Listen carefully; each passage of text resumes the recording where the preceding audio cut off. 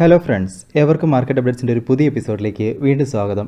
അങ്ങനെ നോക്കിക്കഴിഞ്ഞാൽ ഈ കഴിഞ്ഞ വെള്ളിയാഴ്ച മാർക്കറ്റ് ഒരു കറക്ഷൻ നോട്ടോടുകൂടിയാണ് എൻഡ് ആയിട്ടുണ്ടായിരുന്നത്. നിഫ്റ്റിയിൽ നോക്കിക്കഴിഞ്ഞാൽ 44 പോയിൻറ്റ്സിൻ്റെ ലോസോടുകൂടി 17,585-ലും, സെൻസെക്സിൽ 125 പോയിൻറ്റ്സിൻ്റെ ലോസോടുകൂടി 59,015-ലും, ബാങ്ക് നിഫ്റ്റിയിൽ 143 പോയിൻറ്റ്സിൻ്റെ ഗെയിനോടുകൂടി 37,811 മുകളിലുമായിരുന്നു ക്ലോസ് ആയിട്ടുണ്ടായിരുന്നത്.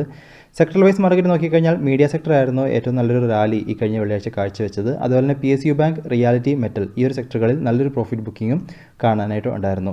നിഫ്റ്റിയിലെ സ്റ്റോക്കുകൾ നോക്കിക്കഴിഞ്ഞാൽ ആകെ 15 സ്റ്റോക്കുകളാണ് അഡ്വാൻസസിൽ നിന്നത്. ബാക്കി 34 സ്റ്റോക്കുകൾ ഡിക്ലൈനിലും ഒരു സ്റ്റോക്ക് അൺചേഞ്ച്ഡ് പൊസിഷനിലും നിലനിൽക്കുകയുണ്ടായി. അതായത് ഒരു അഡ്വാൻസ് ഡിക്ലൈൻ റേഷ്യോ നോക്കിക്കഴിഞ്ഞാൽ ഒരു നെഗറ്റീവ് സൈഡിലേക്ക് വരുന്നതായിട്ട് കാണുന്നുണ്ട്.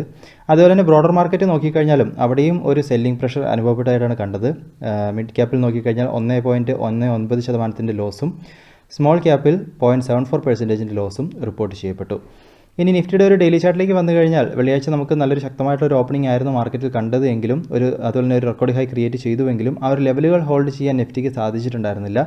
ഒരു കറക്ഷനൊക്കെ നടന്ന് ഒരു ബിയറിഷ് ക്യാൻഡിൽ പ്ലോട്ട് ചെയ്താണ് ഒരു ട്രെൻഡ് റിവേഴ്സിനുള്ള ഒരു നോട്ട് പ്രിൻറ്റ് ചെയ്തുകൊണ്ടാണ് മാർക്കറ്റ് എൻഡ് ആയിട്ടുണ്ടായിരുന്നത്.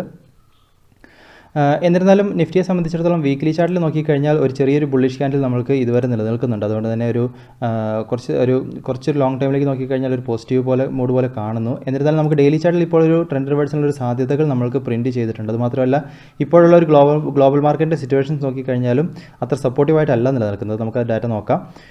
അതുകൊണ്ട് തന്നെ നിഫ്റ്റിയെ സംബന്ധിച്ചിടത്തോളം വരും ദിവസങ്ങളിൽ 17,440, 17,400 ഈ ഒരു റേഞ്ചുകളായിരിക്കും ഒരു സപ്പോർട്ട് സോൺസ് ആയിട്ട് നിലനിൽക്കുക.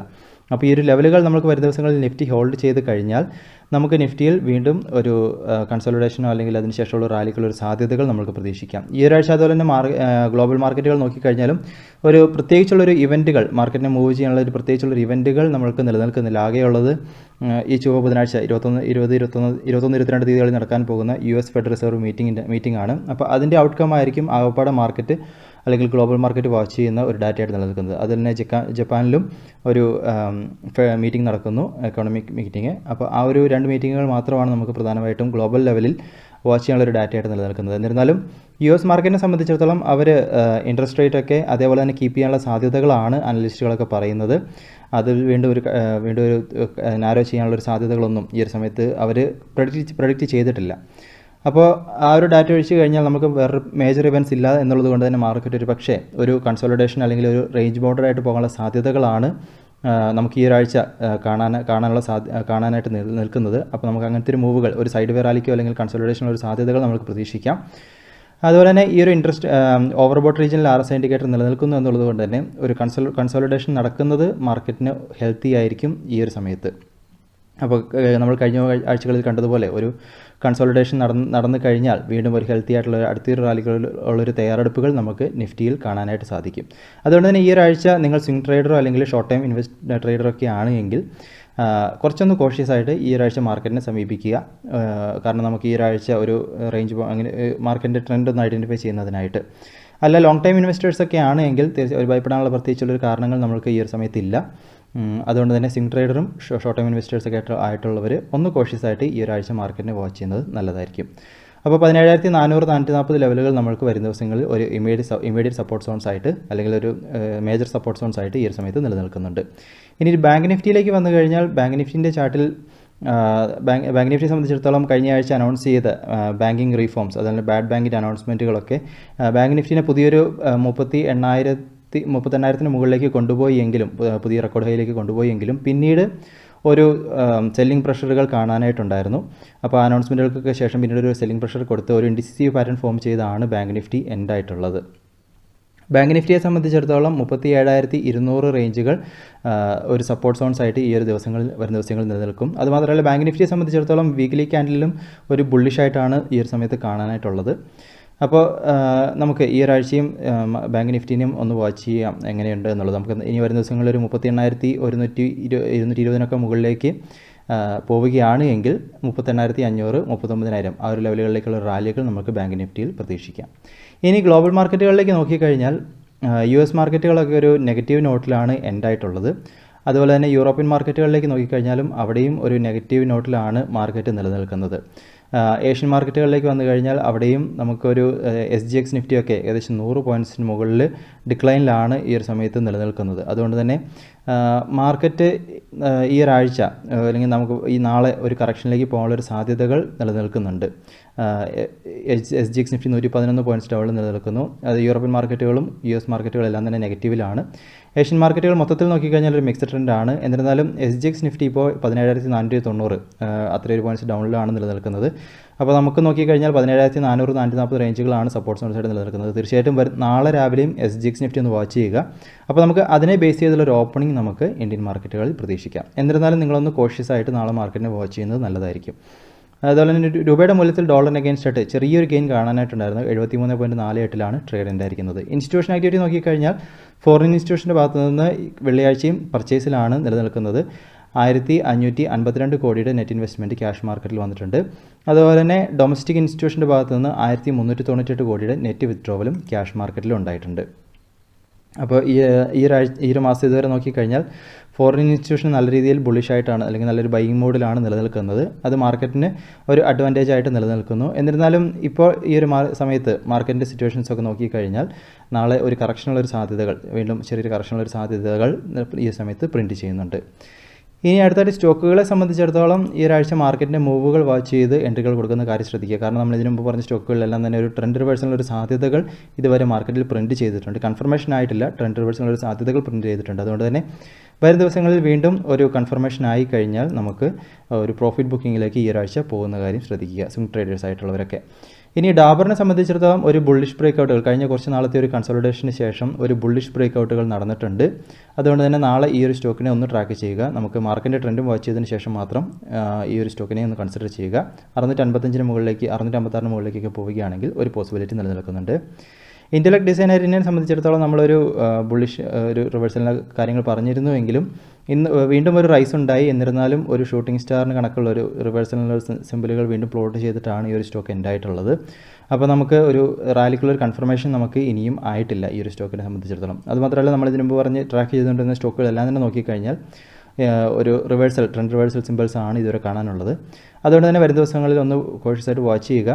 നിങ്ങൾ ഹോൾഡിങ്ങിലാണ് എങ്കിൽ നിങ്ങൾ തീർച്ചയായിട്ടും അടുത്തൊരു ഈ സ്റ്റോക്കിൻ്റെ മൂവുകളൊക്കെ നോക്കി അതിനനുസരിച്ചുള്ള ഡിസിഷൻ എടുക്കുന്ന കാര്യം ശ്രദ്ധിക്കുക.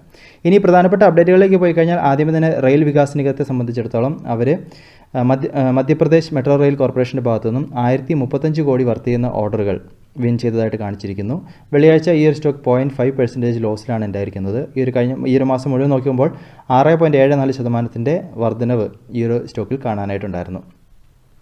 ഇനി അതുപോലെ തന്നെ എയർലൈൻ സെക്ടറിനെ സംബന്ധിച്ചിടത്തോളം വന്ന ഒരു പ്രധാനപ്പെട്ട അപ്ഡേറ്റ് നോക്കിക്കഴിഞ്ഞാൽ മിനിസ്റ്റർ ഓഫ് ഏവിയേഷൻ മിനിസ്ട്രീൻ്റെ ഭാഗത്തു നിന്ന് വന്ന അപ്ഡേറ്റുകളിൽ കാണിച്ചിരിക്കുന്നത് ഡൊമസ്റ്റിക് ഫ്ലൈറ്റുകൾക്ക് കൊറോണയ്ക്ക് മുമ്പുള്ള കപ്പാസിറ്റിയുടെ 85% ഓപ്പറേറ്റ് ചെയ്യാൻ സാധിക്കും എന്നൊരു അനൗൺസ്മെൻറ്റുകൾ ഈ ശനിയാഴ്ച ഏവിയേഷൻ മിനിസ്ട്രിയുടെ ഭാഗത്തുനിന്ന് വന്നിട്ടുണ്ട്. ഇപ്പോൾ നോക്കിക്കഴിഞ്ഞാൽ കഴിഞ്ഞ ഓഗസ്റ്റ് 12 കൊടുത്ത അനൗൺസ്മെൻറ്റിൽ നോക്കുമ്പോൾ 72.5% കപ്പാസിറ്റിയിൽ റൺ ആവാനുള്ളൊരു ഓപ്പറേറ്റ് ചെയ്യാനുള്ളൊരു പെർമിഷൻ ആയിരുന്നുവെങ്കിൽ അത് 85% ഇപ്പോൾ ഉയർത്തിയിട്ടുണ്ട്.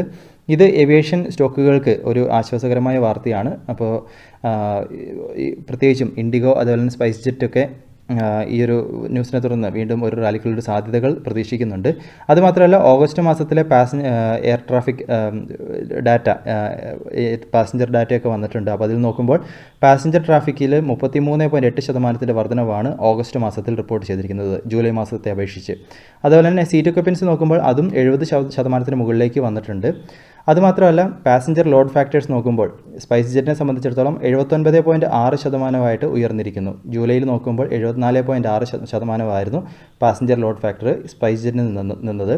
അതുപോലെ തന്നെ ഇൻഡിഗോയിലേക്ക് നോക്കുമ്പോൾ 74% പാസഞ്ചർ ലോഡ് ഫാക്ടറായിട്ട് കാണിച്ചിരിക്കുന്നത്. കഴിഞ്ഞ ജൂലൈയിൽ 66.2% പാസഞ്ചർ ലോഡ് ഫാക്ടറായിട്ട് ഇൻഡിഗോയ്ക്ക് നിന്നത്.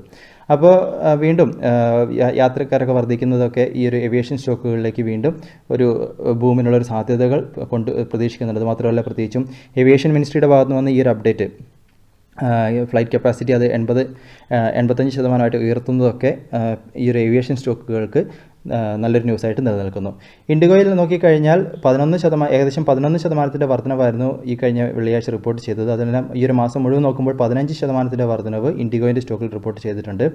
അതുപോലെ തന്നെ സ്പൈസ്ജെറ്റിലേക്ക് വന്നു കഴിഞ്ഞാൽ 3.42% വർധനവ് ഈ കഴിഞ്ഞ വെള്ളിയാഴ്ചയും അതുപോലെ തന്നെ ഈ ഒരു മാസം മുഴുവൻ നോക്കുമ്പോൾ 10% വർധനവും റിപ്പോർട്ട് ചെയ്തിരിക്കുന്നു. ഇനി ക്ലൗഡ് കിച്ചൺ കമ്പനികളെ സംബന്ധിച്ചിടത്തോളം, പ്രത്യേകിച്ചും സൊമാറ്റോ, സ്വിഗ്ഗി പോലത്തുള്ള കമ്പനികളെ സംബന്ധിച്ചിടത്തോളം 5% GST ഏർപ്പെടുത്തിയിരിക്കുന്നുണ്ട് ഗവൺമെൻറ്. അപ്പോൾ ഈ ഒരു ന്യൂസിനെ തുടർന്ന് നോക്കിക്കഴിഞ്ഞാൽ സൊമാറ്റോൻ്റെ സ്റ്റോക്കിൽ 2.92% ഡിക്ലൈൻ ഈ കഴിഞ്ഞ വെള്ളിയാഴ്ച കാണാനായിട്ടുണ്ടായിരുന്നു. ഇനി KEC ഇൻ്റർനാഷണലിനെ സംബന്ധിച്ചിടത്തോളം അവർ സ്പർ ഇൻഫ്രാസ്ട്രക്ചർ പ്രൈവറ്റ് ലിമിറ്റഡ് അതിലെ കൺട്രോളിംഗ് സ്റ്റേക്ക് 100% സ്റ്റേക്കും അക്വയർ ചെയ്യാൻ പോകുന്നു എന്നൊരു അപ്ഡേറ്റുകൾ കൊടുത്തിട്ടുണ്ട്. 62 കോടിയുടെ ട്രാൻസാക്ഷൻ ഡീൽ വഴിയായിട്ടാണ് ഈ ഒരു അക്വിസിഷൻ നടത്തുന്നതെന്നാണ് അപ്ഡേറ്റുകളിൽ കാണിച്ചിരിക്കുന്നത്. ഈ കഴിഞ്ഞ വെള്ളിയാഴ്ച 2.6% ഡിക്ലൈനും ഈ ഒരു മാസം മുഴുവൻ നോക്കുമ്പോൾ 2.1% ഡിക്ലൈനും KEC ഇൻ്റർനാഷണൽ റിപ്പോർട്ട് ചെയ്തിരിക്കുന്നു. ഇനി ഐനോക്സ് ലിഷറിനെ സംബന്ധിച്ചിടത്തോളം അവർ രാജസ്ഥാനിലുള്ള ഒരു മൾട്ടിപ്ലക്സ് അതിൻ്റെ ഒരു കൊമേഴ്ഷ്യൽ ഓപ്പറേഷൻ വീണ്ടും ആരംഭിക്കാൻ പോകുന്നു എന്നൊരു അപ്ഡേറ്റുകൾ സെപ്റ്റംബർ 18 മുതൽ ആരംഭിക്കുന്നു എന്നൊരു അപ്ഡേറ്റുകൾ വന്നിട്ടുണ്ടായിരുന്നു. ഈ കഴിഞ്ഞ വെള്ളിയാഴ്ച നോക്കുമ്പോൾ 2.6% ഈ കഴിഞ്ഞ വെള്ളിയാഴ്ച നോക്കുമ്പോൾ 0.69% ഗെയിനും ഈ ഒരു മാസം മുഴുവൻ നോക്കുമ്പോൾ 0.99% ലോസും ഐനോക്സ് ലിഷറിൽ റിപ്പോർട്ട് ചെയ്തിരിക്കുന്നു. ഇനി അടുത്തായിട്ട് നസാര ടെക്നോളജീസിനെ സംബന്ധിച്ചിടത്തോളം അവരുടെ സബ്സിഡറി നോഡ്വിൻ ഗെയിമിംഗ് അവർ ഗെയിമിംഗ് അഡ്ജസൻ IPs അതുപോലെ തന്നെ ഗെയിമിംഗ് ടാലൻറ്റ് ബിസിനസ് OML എൻ്റർടൈൻമെൻറ്റിൽ നിന്നും അക്വയർ ചെയ്തിരിക്കുന്നു 73 കോടിയുടെ ഡീല് വഴിയായിട്ട്.